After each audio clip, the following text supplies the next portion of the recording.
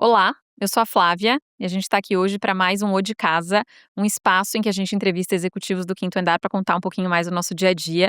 E eu estou hoje aqui com Felipe Abreu, diretor de experiência do cliente. Flá, prazer estar aqui com vocês em mais uma sessão do O de Casa. Eu adoro esse nome. Que seja um bom momento nosso de papo aqui. Abreu, vamos lá. Assim, recentemente a gente teve um aumento expressivo no nosso índice de satisfação do cliente na jornada de aluguel. E eu queria te ouvir o que a gente mudou na nossa estratégia para ter esse resultado. Se eu puder dizer uma coisa, é foco. A gente subiu isso aqui para uma prioridade da companhia. Então, não é que era uma prioridade minha, do meu time, de um determinado setor ou departamento. Isso aqui virou prioridade do Quinto Andar. Então, e além disso, uma discussão da gente de fato ir para campo conversar com o cliente. Então, tá lá perto da operação, perto do atendente, entender com o cliente quais eram os pontos de dor e oportunidade que tinha na jornada deles. Eh, então, conseguir colocar isso aqui numa prioridade da nossa agenda, ao mesmo tempo tendo muita profundidade na discussão, facilitou a gente testar, criar hipótese, ir lá, tentar, errar, acertar. Então, iterar rápido e ver quais apostas de fato geraram um valor e uma percepção de aumento de experiência para o cliente. E mesmo quando você fala, vou priorizar a experiência, o negócio é gigante, né? A nossa jornada é muito grande lá, desde quando o cliente está prospectando até a saída, entrega da chave e o término do contrato. Então, inclusive, dentro do termo vou priorizar a experiência, a gente focou aonde mais doía. Sempre priorizado na visão do cliente, na onde mais dói, na onde tem mais oportunidade, seja intensidade, seja volume. Mas eu acho que isso que foi decisivo para a gente subir assim, mais de 20% o nível de satisfação do cliente em aluguel com a gente. Nossa, dá orgulho, né? Muito, muito.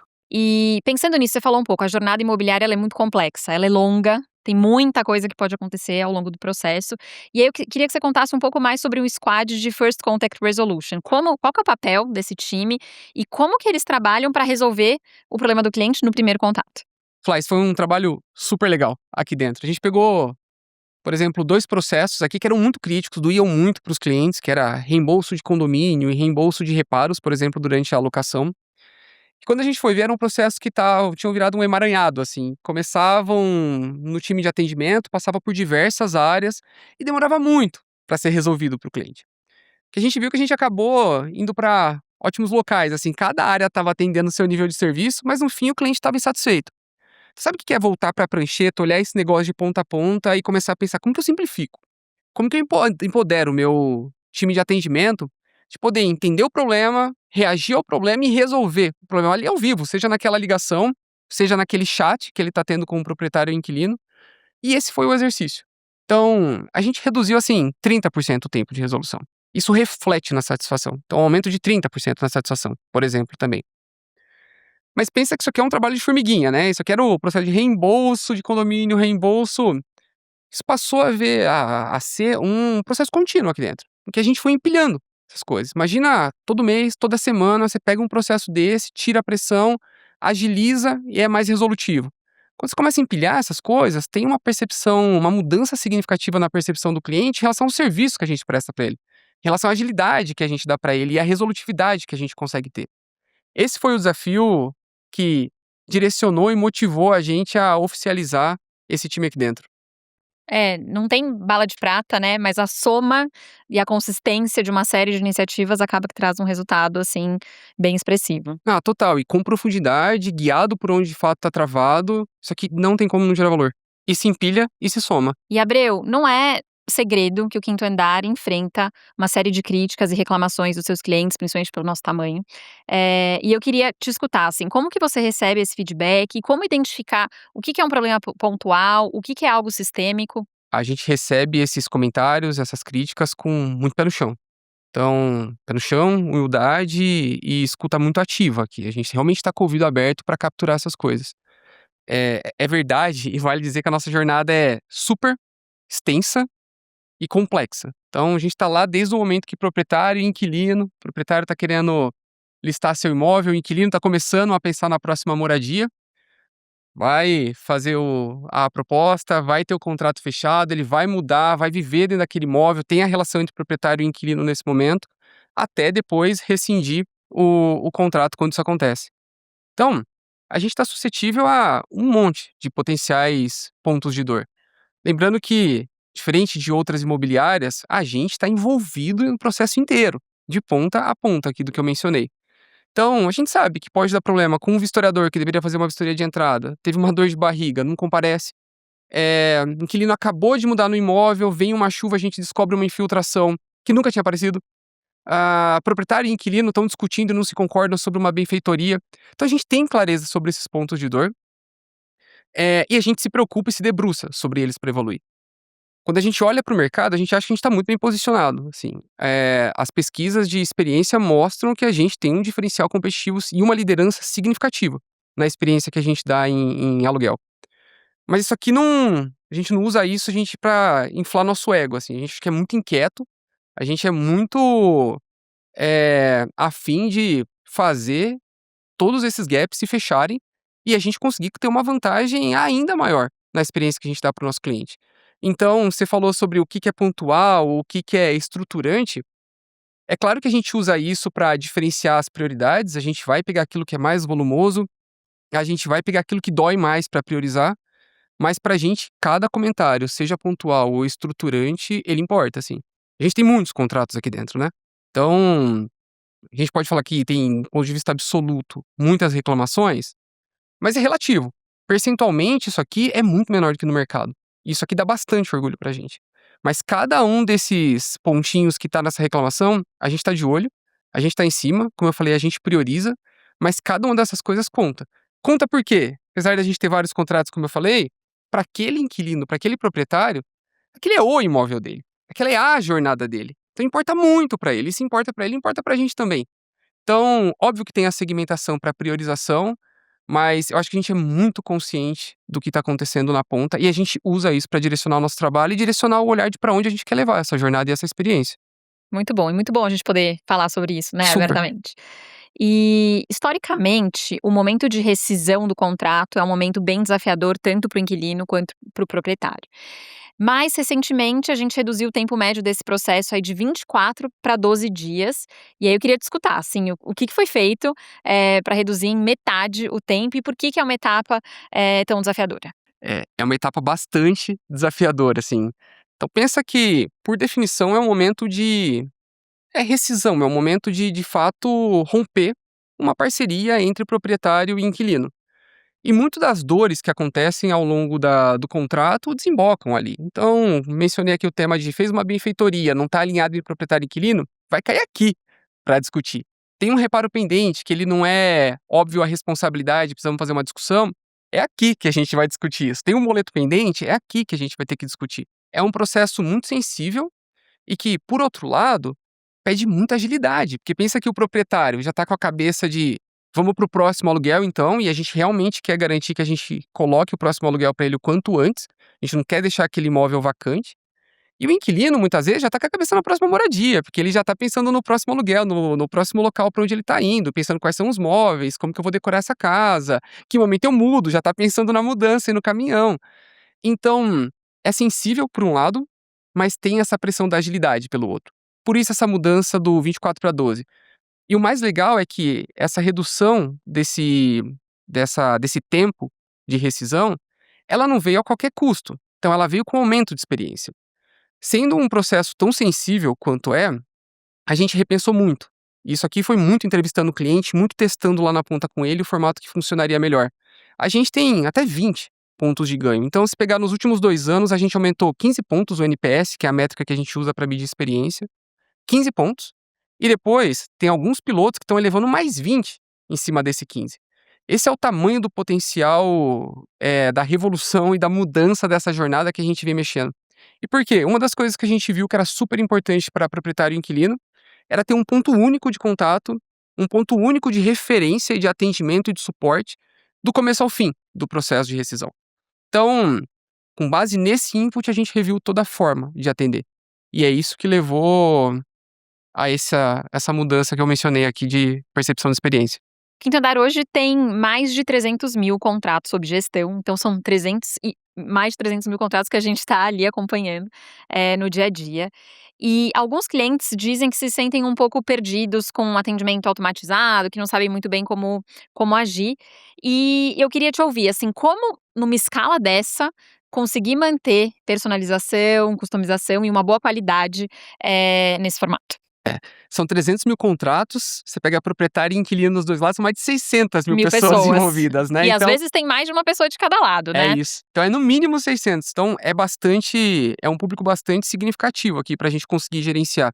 Sobre esse ponto do atendimento que você traz, isso aqui é um trabalho contínuo nosso de tentar acertar um ponto de equilíbrio. Por que que eu digo isso? Por um lado, vamos lá, nessa base de 600.000 pessoas, imagina que tem diversos perfis, diversas expectativas, diversas faixas etárias, diversas geografias diferentes e tem expectativas diferentes em relação ao serviço que a gente vai prestar. Então, parece estranho dizer isso, mas tem pessoas que não querem falar com a gente, querem se autosservir ali no aplicativo e que a tecnologia seja suficiente para ele se resolver. E para esse grupo aqui, se eu tentar ligar, se eu tentar falar com eles, isso aqui é sinônimo de atrito, assim, eu perco percepção de experiência. Enquanto que, por outro lado, eu tenho um determinado grupo de pessoas que não quer fazer isso na tecnologia, porque precisa da voz humana e querem ter, talvez, um tipo de contato, quer saber nome e sobrenome para se sentir confiante de que aquilo que está sendo dito é válido. Então, eu acho que tem uma primeira coisa aqui que é poder oferecer um canal que tenha, seja ele qual for, segurança, que traga empatia, que traga acolhimento e que seja resolutivo. Essa é a primeira coisa. E eu acho que a gente evoluiu muito nisso. Então, a gente, em algum tempo atrás, já foi muito mais restritivo, já fez a aposta de dizer, não, a gente vai para essa jornada mais do autosserviço. Acho que isso não é uma realidade hoje. E acho que a realidade hoje ela está num lugar em que a gente está tentando equilibrar esses dois perfis e buscar que aquelas pessoas que queiram se atender no aplicativo consigam, e quem precisa de atendimento humano vai ter. Mas acho que o mais legal é a gente está tentando dar atendimento humano para onde de fato importa. E o que eu quero dizer com isso é, se você quer consultar um valor do seu condomínio, se você quer se relembrar da data de vencimento do teu boleto, eu preferiria não passar para o humano fazer isso, porque é tão simples. Então, seja para essa jornada mais simples, ou seja para a jornada mais complexa, a gente vem tentando colocar atendimento humano onde precisa e agora com o tema de IA, assim, trazer esse atendimento o menos robotizado possível. Muito bom. E indo nessa linha, assim, de uso de tecnologia para o nosso atendimento, o Quinto Andar está usando agora a inteligência artificial para simulações de treinamento, análise de qualidade dos nossos analistas. E eu queria te escutar um pouco como que essa tecnologia ajuda o analista na ponta a ser mais empático, mais assertivo, ao invés de ser aquela coisa meio robótica que parece que está lendo um roteiro. Isso virou um parque de diversões pra gente, né? Então você imagina, até pouco tempo atrás, por exemplo, para fazer uma auditoria de qualidade, de entender se você estava atendendo o nosso cliente da forma que a gente gostaria ou não, usando o tom de voz, conseguindo ter empatia, conseguindo ser resolutivo com ele, era tudo amostral. Então imagina que eu estava ali lendo, a transcrição ou escutando a ligação, não dá para escalar isso aqui para todo ser humano que está ali na ponta fazendo um atendimento. Além disso, o próprio feedback, como que você processa tudo isso e eu dou para a Flávia o feedback customizado para ela, diferente do par dela que talvez tenha um problema diferente, aplica um treinamento diferente. Quando você coloca a IA nisso, a gente tirou a questão do amostral. Então, hoje eu consigo saber qual é a oportunidade que eu tenho de desenvolvimento de cada analista, olhando cada interação que ele teve, consigo saber se isso aqui é uma coisa comum que precisa de um treinamento mais estrutural e mais massivo, ou se não, eu consigo dar um treinamento específico para você, feito para você, porque eu consigo colocar IA para customizar o treinamento para você também, para resolver aquele problema específico. E ele está avaliando ali a tua atuação versus as nossas bases de conhecimento, versus os processos que a gente desenhou, versus o tom de voz que a gente queira que você tenha. Então eu consigo avaliar, inclusive, se o cliente que nos ligou começou feliz e terminou a ligação frustrado, ou se ele começou frustrado e eu consegui dar um amparo suficiente para reverter. Então, o poder disso aqui permite ter uma conversa no um a um, que antes, com o volume de pessoas que a gente tinha, ela não era tão customizada. Esse é o poder do que a gente tá falando agora. Incrível, me deu vontade de ver esses relatórios aí, pareceu muito legal. E o Quinto Andar tem um time enorme na ponta que atende hoje os nossos clientes, tanto um time interno quanto parceiros que fazem esse trabalho. E como garantir que essas pessoas têm a informação, o conhecimento necessário para prestar um atendimento de qualidade para todo mundo que procura a gente? Tem uma boa parte do nosso atendimento que ele é terceirizado. Então, a gente tem aqui prestadores, parceiros nossos, que fazem, representam e gerenciam os nossos analistas que estão em contato com os nossos clientes. Pra gente, isso aqui é uma extensão da companhia. Então, pra gente é muito importante que essas pessoas se sintam parte. que bebam da nossa cultura, que conheçam do nosso jeito, que entendam da onde a gente nasceu, qual é o propósito dessa companhia, o que que a gente está almejando fazer, que estejam no mesmo patamar de discussão que a gente. Então, eu acho que isso aqui é essencial e é base para aquilo que vai mudar o atendimento, que é para a gente ter os melhores analistas lá na ponta. Então, além de beber da nossa cultura, a gente quer poder reconhecer quem faz diferente. A gente implementou programas que remuneram até 60% a mais o analista que tem uma performance diferenciada. Que a gente de fato quer que o prestador, que o operador, ele tenha o mesmo incentivo que a gente. Então, se a gente estiver comemorando aqui dentro, a gente que ele quer que ele esteja comemorando ali também. Então, garantir alinhamento dos incentivos, garantir que eles bebam da nossa cultura. E além disso, é estar lá.